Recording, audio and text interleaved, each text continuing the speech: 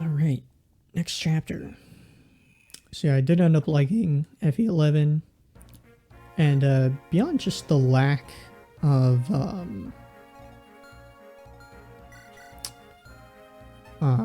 support conversations,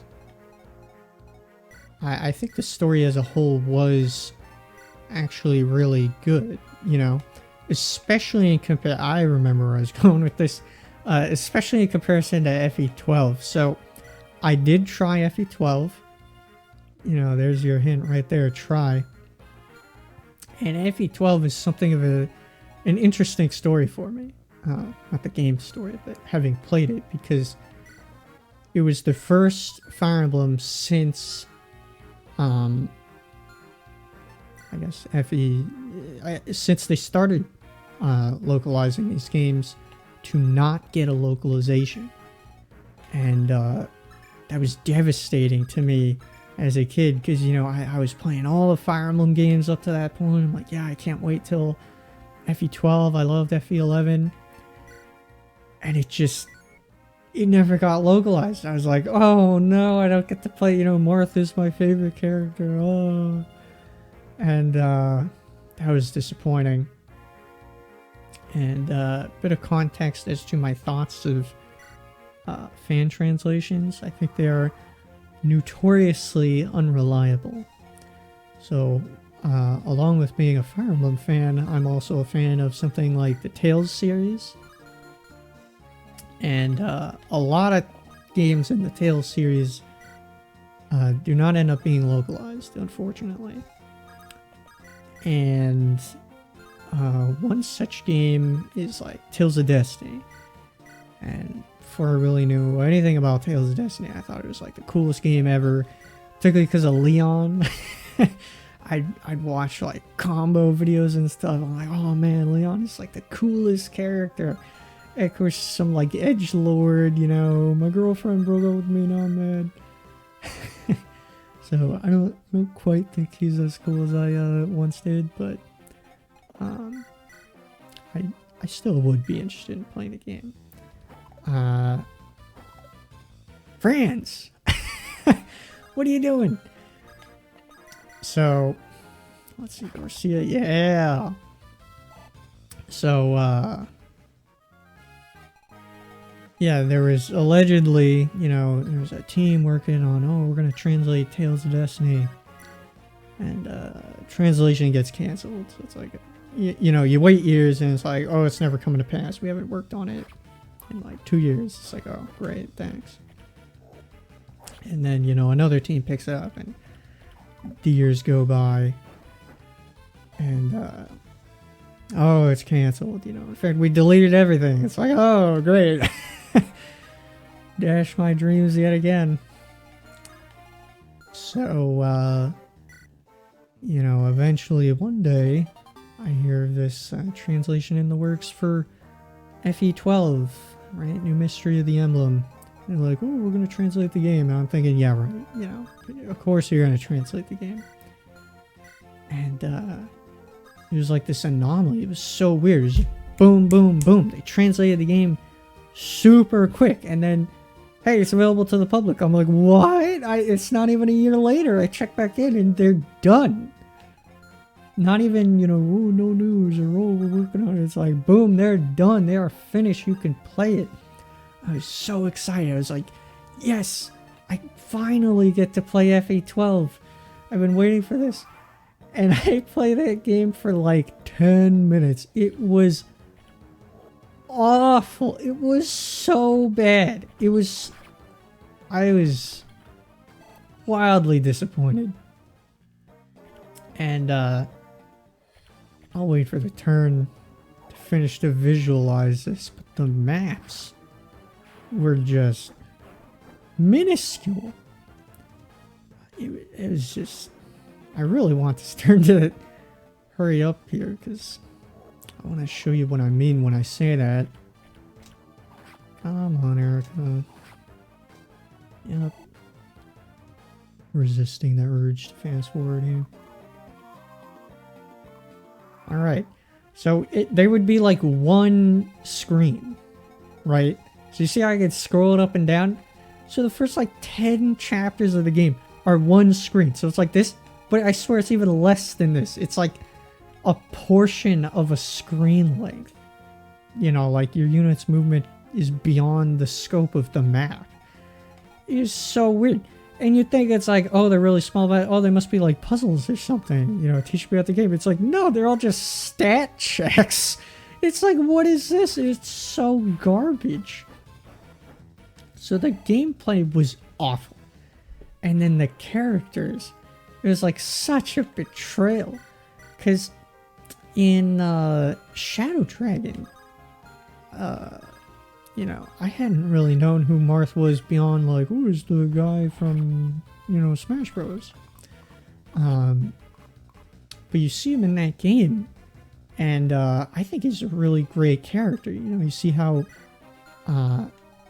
you know, mature he is, and he has to make some tough decisions. You know, there's like a line within the game where he says something to the effect of, I am a prince before I am a son or brother, right? He's essentially saying like, I have to prioritize the kingdom over my own wishes and my own feelings, right? It's like, you know, Art's a really tough dude. And you play FE12, he's like, friendship. You know, he's like this generic anime character, you know, I love my friends, and it's what an awful character. And this isn't just an opinion, you know, I guess me saying he's awful is an opinion, but the idea of him being, you know, friendship, I think I remember reading something about that in like a dev Q&A or something like that, and they were like, oh yeah, we changed Marth's personality to be generic schlock in so many words. So yeah, that change, I wasn't a fan of that. And then of course the new characters are just awful. Just awful.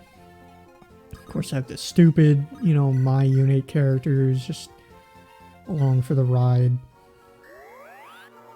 But even like the Christmas Cavaliers, yeah. Like I think his name is Rhodey, something like that. There's some sleaze, and you know, playing 10 minutes, I didn't see this conversation, but I actually ended up revisiting the game. Can thank Don for that. He is doing his excuse me, 0% growths playthrough of that game, and you know, seeing him play through that, I was like, oh yeah, this is, maybe there's more to this game than I gave it credit for. Still may be true. So I played it a little bit more. I ended up seeing, I don't know if this is a normal cutscene or a support conversation or something, but you can tell that the Fire Emblem games are localized, right? They're not raw translations. You know, in FE7 they say stuff like Craven Cur. It's like, did they? Is this like an ease, you know, for everyone kind of change they made? And it is. You know, other stuff they changed. This definitely would have been a change if they ever localized FE12. Rhodey is like, I can't seem to get any women, you know, we're the big sister types. I'm like, whoa! What do you mean big sister types? Do they say this kind of stuff in Japan? Like, ah. And again, admittedly, he's like a sleaze, you know. Everyone's like making fun of him, like, oh, Rhodey, you're such a degenerate, essentially. But it was like, dang, you gonna hear anyone say that in America? Just where I am from. So yeah, the characters were like vomit inducing. And Gameplay left something to be desired. It gets a little better in the gameplay department, of course. I only played up to like chapter 2 or something.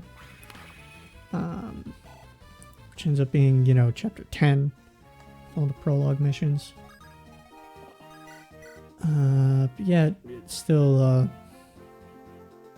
don't know, I mean, I might go back and play it.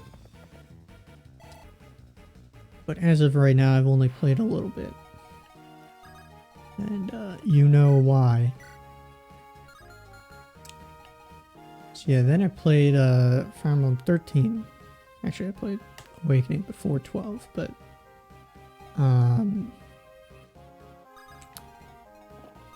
Emblem 13 ends up being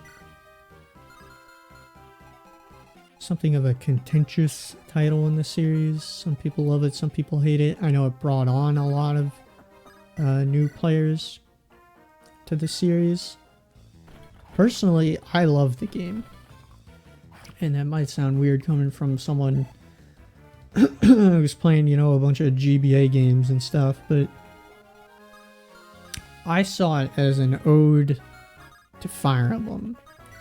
I thought they pulled out all the stops and they really just tried to make the best Fire Emblem game that they could, and it feels like Fire Emblem. I think it's the last game in the series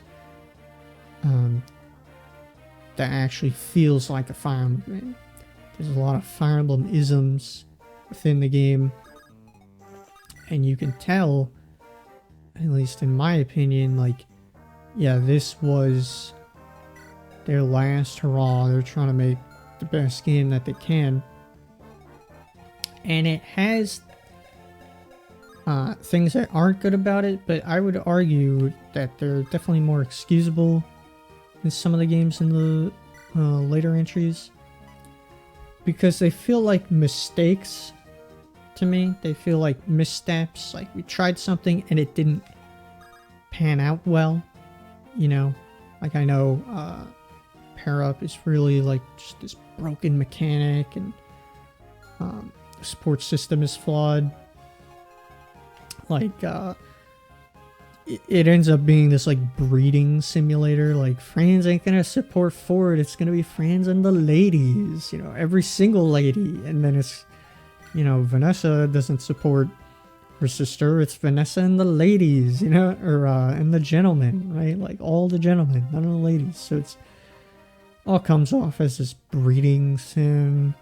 It kind of is. It's like, this is kind of schlock. I'm entirely sure what to do in this scenario, to be honest. Alright, let's do some math. It should be fun. Oh, she will not be fun.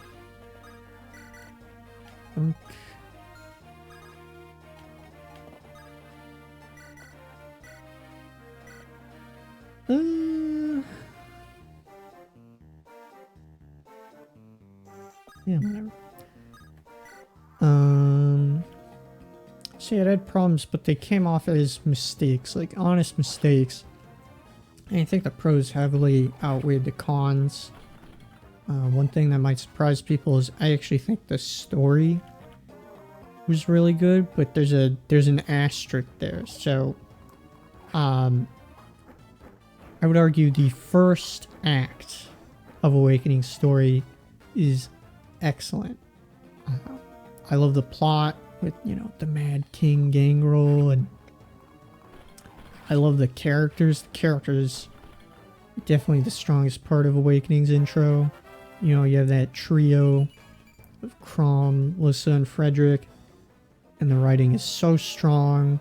They're so witty. Like, even just in the prologue, you can tell, like, wow, this is just great stuff. And eventually that all goes out the window. You know, in terms of characters, a lot of characters just get sidelined. Like, Lissa and Frederick essentially have nothing left to say after the first act. And goes into like crazy anime territory for the plot. There's like, you know, mind control, and, you know, the origins of Robin's amnesia are incredibly stupid, and it's just like, you know, through the power of believing, we're gonna, it's like, oh my gosh. This is just... it gets pretty schlocky. And so does the gameplay, too, because that's another thing I really liked about the game, was I thought the gameplay was really tight and really well refined in the beginning. Now, admittedly, there are some issues with the difficulty. So hard feels like normal, and lunatic feels like lunatic. There's really no in between. I mean, I wish hard mode felt more like hard mode, and in fact, I wish there was a mode in between hard and lunatic. In addition to that. And there's just not. There's just this like huge gulf there. So I usually ended up, you know, I beat the game several times, hard, lunatic, the whole shebang. And what I settled on is I ultimately ended up doing these self-imposed challenges. So I'd be like, oh, you know, I'm not going to use pair up, or I'm not going to use second seals, or, you know, all of the above kind of thing. And in one such playthrough, it was like a no second seal, which didn't come into play. No pair up. And the last thing was lowest level deployment. And what I mean by that is I had to deploy my lowest level units. So like entering this chapter, I had 2 people I had to bench. So I would have had to bench Seth and whoever my second highest level unit is. I have to deploy all my lowest level units. So I get to like the arena chapter, and I was struggling up to that point. And when I get there, I'm looking at it, I'm thinking, dude, there is no way that I can beat this. Like, there's so many enemies. They're so powerful at this point. And there's nowhere to go.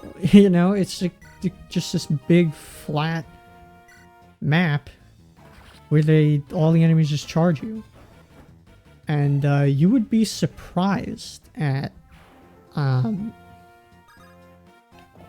you know, just what is possible, really, in those scenarios where you think, oh, it's all over. This is impossible. No, it might actually be possible. And in that instance, it was. And, man, I had such a blast playing Awakening, you know, with those challenges and just thinking on maps like that, like, there's no way. There's no way, it's impossible. And they're beating it. That was so satisfying. And that is not at all what I think of something like Fates. So while I can see the argument for something like Awakening was the beginning of the end, right? To an extent, it is true, but I still think Awakening was a great entry in the series. I think they introduced a lot of cool things. Not all of it worked, but I mean, they didn't know. Fates was like such a lazy garbage game, in my opinion, just in like every regard, and I haven't beaten it, but I played enough to know I didn't like it. And that's not to say, you know, oh, if you like Fates, you don't know what you're talking about or something. Like, there are redeeming qualities about the game, but for me, it was heavily outweighed by the irredeemable. So first off, the story. I actually think like the first, you know, like few chapters are fine. Oh, jeez. Well, the levels aren't random. So yeah, I think the first few chapters were fine, and then chapter, like, I think it was 4, they just missed the emotional note for me. They were going for something, it didn't land. And it came off as melodramatic. And the story just kind of got worse from there. I played about like, I want to say 8 chapters into Birthright, which is not a lot. But yeah, it just seemed really melodramatic. And the characters were just atrocious. And, you know, I mentioned breeding simulator in Awakening. At least it wasn't your siblings. Like, I mentioned how in FE12,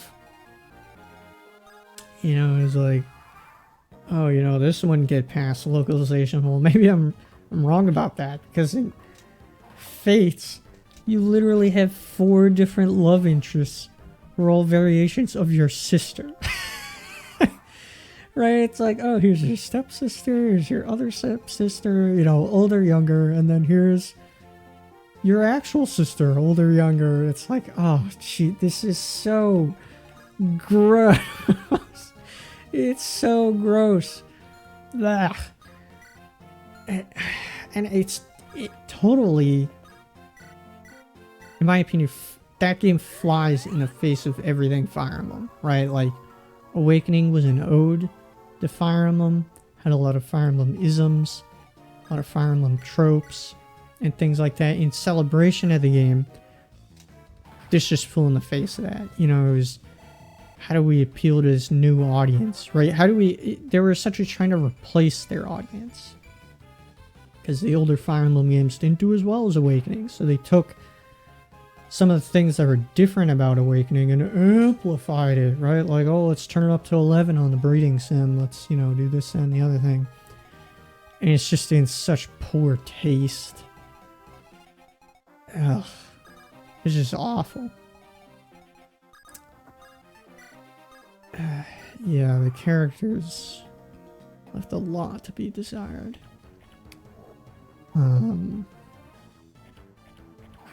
And then the people, like, Corrin seems like a pretty logical guy. And I only have Birthright, because of course you have to buy the game 3 times too. But as I'm doing the stuff in Birthright, I'm like, man, there's no justification for the conquest route, right? And your brother's essentially trying to murder you. It's like, and you know they're all baddies. It's like, dude, there's no way. Like, I thought the story was pretty bad so far in Birthright. I can't imagine what it would be in Conquest, and I heard it is significantly worse. So yeah. Not all the characters were awful. Like, Corrin was fine. He was kind of a nothing character, but in this game, being inoffensive is sort of a boon. I thought Ryoma was fine. He's sort of like Chrom 2.0 in my opinion. The lobster himself. Yeah, he's really just like a competent, good guy, and I feel like that's sort of missing in a lot of, you know, games and TV and stuff. It's like, oh, let's make him as edgy as possible, you know, let's make him an alcoholic murderer or something. It's like, what happened to the good guy? You know, what happened to the, like, the paragon, you know, the paragon of justice? Like, aren't you supposed to look up to these people? Oftentimes they're just like an idiot or comically just. I think Erica falls into that pitfall, pun intended, a lot of the time, where she's just like comically, like, over the top, you know, foolishly generous and trusting, things like that. Foolishness is not a virtue. But, you know, Ryoma seemed like a pretty level-headed guy. And, was no fool. I kind of liked him. Definitely liked him better than someone like Takuma. It's like, is Takuma really a more interesting character because he's irritable? And it's like, oh, he yells at Korin. It's like, ooh. I don't like him anymore.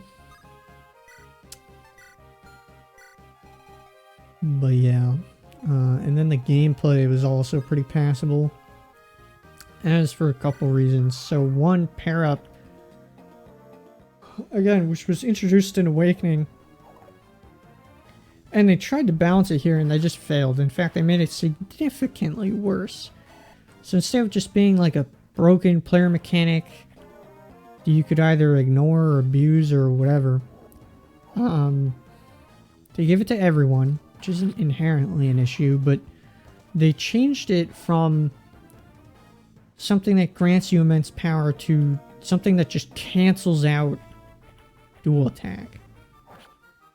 So the whole mechanic's existence is to cancel all the other mechanics in the game. It's like, well, why are there any mechanics in the game then? If you just pair everyone up, it's like none of these things exist. It's like pair up doesn't exist, dual attack doesn't exist, none of it matters, right?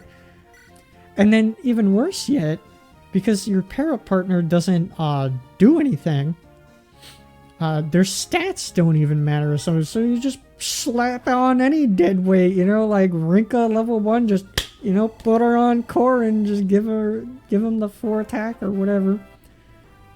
Good as gold. Does the job just as well as any other unit.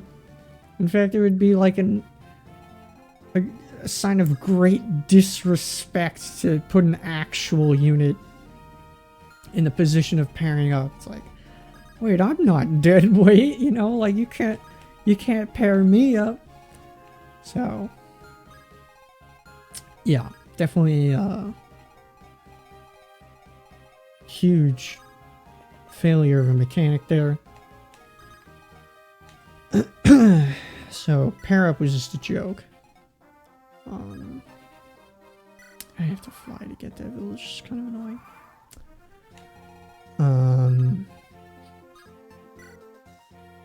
I just killed myself. No. So pair up was garbage.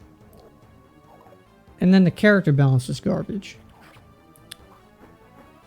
And what I mean by that is Korin was so significantly overpowered compared to every other unit. I mean, Korin is probably the single most broken unit in Fire Emblem I've ever used. That's saying a lot. I just mentioned all the games I played.